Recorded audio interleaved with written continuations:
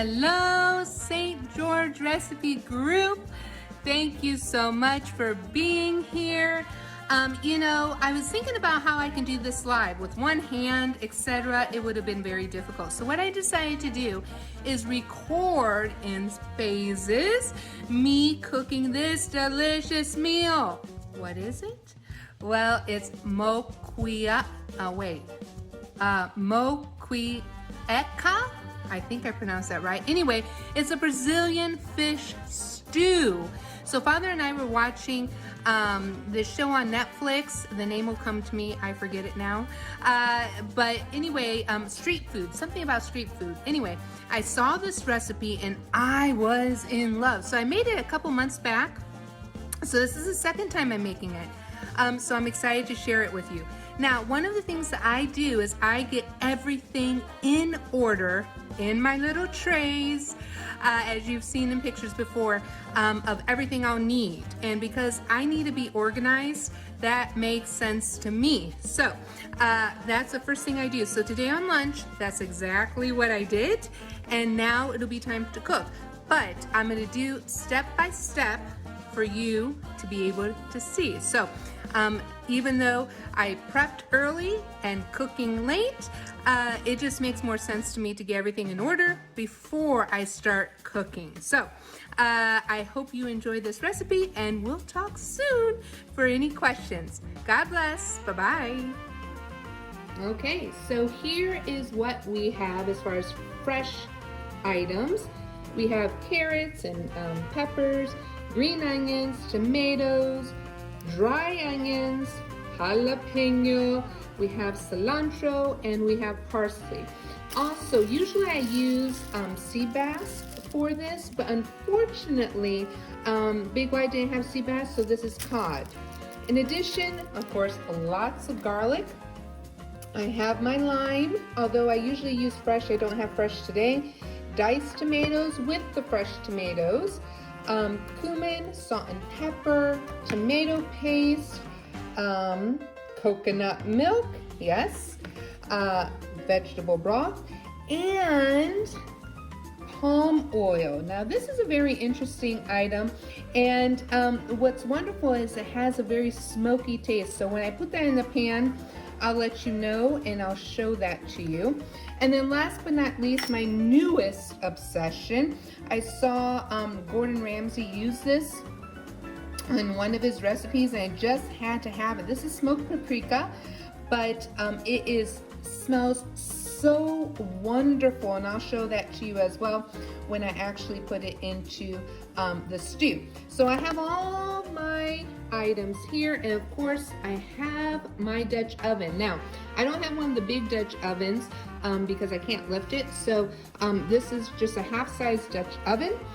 Works the same way, but it's short and rounder around, and I'll be using that. So I'm gonna get this all prepped and ready to go, and then I'll be back when it's time to cook. Okay, so here's the cod. Usually what I do is I marinate the cod first while I'm chopping up all the vegetables. I put in whatever wine we have. It doesn't matter what it is, but that's what I put in there. So I put a nice heavy dose of that. And then I go to the spices. Of course, the recipe asks for lime. I didn't have fresh lime and lime zest, so I'm just gonna put lime juice because that's what I had in the refrigerator. Okay. Then of course we're gonna put pepper. And I do use cracked pepper, but not for the marination. And then I put salt, plenty of salt. Now, one of the things with salt is, Father doesn't like a lot of salt, but in these foods that I make that are just special, no, I don't make them often. The last time I made this was a couple months ago when I came across this recipe with Father and I watching street food vendors, and we really enjoyed that show, and this was one of the recipes, so there you go. The other thing I'm going to add is something new that I got. Thai coconut green curry. Oh my goodness, delicious. And you notice I'm really heavy on the spices because The spices are really, really important, and I want to make sure everything gets coated. All right, so next up is some cumin. All right, so ground cumin. And last but not least, it is that paprika, that amazing paprika I showed you at the top of the presentation. Oh my goodness, I wish you can smell this. It smells so good. It is my new obsession. Then what I'm gonna do is I'm just gonna toss this and make sure everything gets coated. And once everything's coated really well, I'll set this aside and I'll start chopping all of the vegetables. So after I'm done with all the vegetables, we'll come back. All right, bye-bye. So one of the things that I always have to remind myself, because sometimes I forget, is that when I'm chopping, I have to make sure all of the pieces are similar sizes. So not big and small, because when you do that, things don't cook at the right times. So if you take a look here at the onions, I think I'm doing this right? They all look pretty much similar in their size. And I'm gonna continue cutting onions here. And so I'm cutting 3 onions because I love onions, so does Father. And of course the garlic is gonna be 4 cloves, but we like garlic, so I'm putting more. And by the way, I don't chop fresh garlic. I buy the minced garlic, which is also freshly chopped, and then I add that in there. All right, see you soon. Now I'm starting on the green peppers. Basically, when I do the green peppers, I cut in strips and then dice. So I make sure all the strips are the same size, and then I dice and I continue on. So I'm gonna be doing 2 green, 1 red, and a jalapeno for kick. Okay, so now it is showtime. So I wanna show you what I have done here, all right? So basically what I did is I followed the recipe and I put everything in order when I'm supposed to put it in the pot, okay? I personally have to keep myself organized. If I don't, I get very confused. So what I do is I put them all in order, and then as I'm heating and putting things in the pot, I know what order they go in and I can go quickly. Now, this recipe is pretty fast, so you're done with it within 20 minutes, 25 minutes. So it's really important to have yourself organized. At least for me, I need that, so that's what I do. Okay, so what is palm oil? Well, it comes from an oil palm tree. It has a fruit, you can look it up, and it makes this palm oil paste. Now, it has a wonderful, wonderful taste. So what I've done is I put the palm oil in the pan. As you can see, it's starting to melt. I've turned it on medium heat, and I'm just waiting for it to melt. Now, again, I put everything in order from when they have to go in at certain times. So we're gonna first put the onions in. I use white onion and red onion because Father likes the sweetness of the red onion, and I like the bitterness of the white onions. So you know, it's a marriage made in heaven here. More onions, the better. And then we're gonna get them soft, and once they're soft, then what we'll do is we'll start adding everything else. So right now, that's all I'm doing. I'm waiting for the pan. And what you wanna do is I usually, you know, kind of feel it, but once the palm oil has melted, you're good to go. And it'll be hot enough for the onions to go in to be sauteed. And like I said, this will go really quickly. So the sauteed onions, maybe 2 to 3 minutes. And then we're gonna move on to the carrots, peppers, jalapenos, and garlic. Look at that garlic. Yeah, that's right. That's probably 8 cloves of garlic right there. And we just love garlic. I have, of course, the spices will go next with the tomato paste and stock. Then usually you're supposed to use fresh tomatoes, but I only had 2 small ones. So I'm gonna supplement, not the whole can, but just enough with the can. And then you're gonna put your coconut milk. And then once all of that is going, you're gonna nestle your wonderful fish in all that goodness. And yes, I have a little bit of wine here. I'm gonna taste at the end and see if it needs a little bit more than what I had on the fish. Again, I like that taste within the food. So take a look at here. The palm oil has become hot. You see it steaming, and now listen. Ah, that sound. So basically what I'm gonna do is I'm gonna cover this up, okay? Oh, and one thing I forgot to mention is I always put salt and pepper before I put them into the pan. So salt, pepper, all the spices that you saw me use with the fish, I put in all the various areas that I will be using.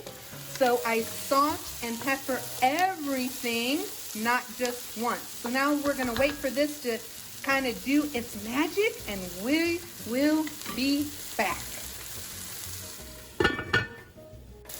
Okay, so take a look. Here we are. Notice the onions are just at that tender stage, and because it's going to be cooking anyway longer with everything else, we can go ahead and continue. All right, so I have my garlic here. Okay, garlic in, and then all of the vegetables, right? So all of the vegetables go in, the hard vegetables. We have the carrots, and we have the peppers, the jalapeno. Again, I've already added all the spices here, so I'm not adding any more spices. I'm gonna give it a good mix, and then this is gonna actually cook for about 5 to 6 minutes until everything's nice and soft, right? Everything has to be nice and soft, and we'll be back then. Okay, so take a look at this. Now, I'm gonna run my spoon and look at all of that. That is goodiness. That's yumminess. Now that we're gonna add the stock, that's gonna pick up. So you're not gonna have to worry about it like, oh no, it's burning. No, it's not burning. That is the yumminess that we're now gonna deglaze the pan with vegetable broth. Now, the recipe calls for, and I'm using organic, recipe calls for chicken or fish, but I am using vegetable. All right, so in that goes, and then what I do is I just gently then kind of scrape the bottom, because like I said, that's all that goodiness, right? That's the yumminess that's going to be picked up. And notice that color. Wow, it's beautiful color, and it smells good. I wish you guys can smell it, because it really smells good. When we actually do a real recipe group, we'll come together. All right, and then in this phase, we also need to add our spices. So this is green onion, parsley, fresh parsley, and fresh cilantro. So I'm gonna add that all in there. And then in addition to that, 1 tablespoon, give or take, of tomato paste, and that's gonna thicken it. All right, so again, we're gonna leave this for about another 5 minutes for all of this to consolidate. Notice how wonderful it looks, right? Color, color, color, color. And you know, if you feel your spoon, everything has come off the bottom. Okay, everything has come off the bottom. So what I'm going to do in this portion is I'm just going to bring it to another boil, and then I'll add the next section, which is the tomatoes. So about another 5-6 minutes. Also, I have Buggy here. Buggy helps me because I lose track of time, and I set the timer, and then she reminds me. So Buggy and I will be right back. Oh my goodness, look at that. Now, you notice my counter is getting less and less. Now, I'm pulling over the last items, which is the fish, of course, the coconut milk. And let me mention, the coconut milk is the solids and the milk. You're gonna put everything in the pool. And then of course I have my backup little wine. Where are all the dirty dishes? Well, they're to the left here by the dishwasher. So again, basically I just do an assembly line. This is getting close for the tomatoes. Buggy hasn't called out my name yet, but once Buggy calls out my name and does a ding, we'll put the tomatoes in as well. All right? Okay, so we are at the point for the tomatoes. That's right, we're at the point for the tomatoes. So you see everything has really cooked down nicely. I'm gonna put the fresh tomatoes. And as I said, I'm not using a whole can of the diced organic tomatoes. I took already part of it out and put it in the refrigerator for use of later. I'm just gonna put what I have here to supplement all the rest. And again, I'm gonna give it a nice stir. And you notice that this is done in phases, right? So each phase, we put it in based upon cooking time, based upon also how we want the vegetables. You know, the tomato, we don't want it like a sauce per se, but we want it to have a little bit of bite. So, tomatoes in, I'm gonna put Buggy on for another 5 minutes. We're gonna come back and check it out, and then nestle our wonderful fish in this yumminess for the final stage after we add the coconut. Okay, so Buggy alerted me it is time to add the coconut. All right, so like I said, you're gonna add 1 can coconut milk, whole and milk, all the parts. You're just gonna dump it right in there, and it might not seem right, but really it is oh so right.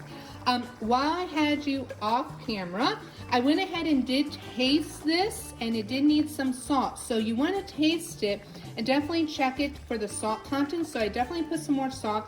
And yes, the wine is gone because I put it in there because, you know, everything's better with a little bit of wine.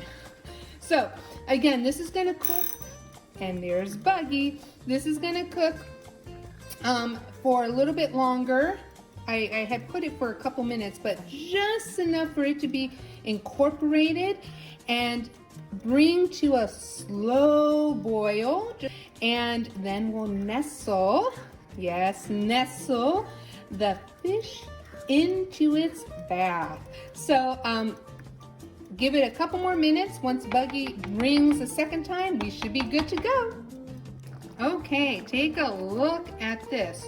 And now I'm gently feeling the bottom of the pan to make sure all that good, tasty morsels on the bottom got picked up, which they did.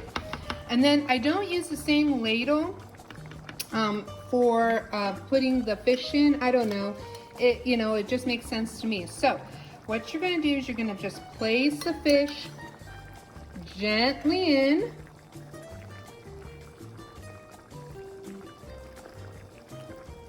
Okay, just nestle it in there. And basically it's just going to cover it all up. Okay? And once we do that, we'll turn down the heat just a little bit. And that will take, it depends on the fish, but it might take anywhere from 10 to 15 minutes, not long, because fish doesn't take long to cook. And remember, everything is already cooked in here. A couple more pieces. And I don't know if I mentioned this, but usually I use sea bass, but Big Y didn't have sea bass. So this is cod. And cod's a good solid fish to use too, because it'll be able to pick up all the different flavors. All right, so now I'm just gonna let it do its thing. I'm gonna clean up the kitchen, set the table, and wait for Father to come home so we can have this delicious meal before our recipe group at 7 o'clock. So I'm just gonna let it sit here, and then once it's ready, I'll come back and show you the end results. Take a look. This is very close. What I'm doing is I'm just scraping the bottom, but look at that. Oh my goodness, I wish you can smell this. This smells amazing. And as I'm scraping the bottom, I can kind of feel like some things are sticking. That's how it's supposed to be. That's the right thing. But take a look at this fish, how flaky it is. It's almost done. Probably a couple more minutes and we'll be good to go. Now, what you usually want to do is, yes, it'll be done, but after it's done, I leave it covered, all right, with fire off, okay? Leave it covered with fire off and let it just rest. Same thing with what you do with meat. You want to let it rest. You want it off that fire so that it absorbs and settles and incorporates all those flavors together. And of course, with the Dutch oven, this will stay warm. So I'm gonna turn it off, and now we wait. We wait for Father, and we wait for it to just do its thing off the heat. And here is the finished product. It sat about, I want to say 15 minutes. Father is on his way.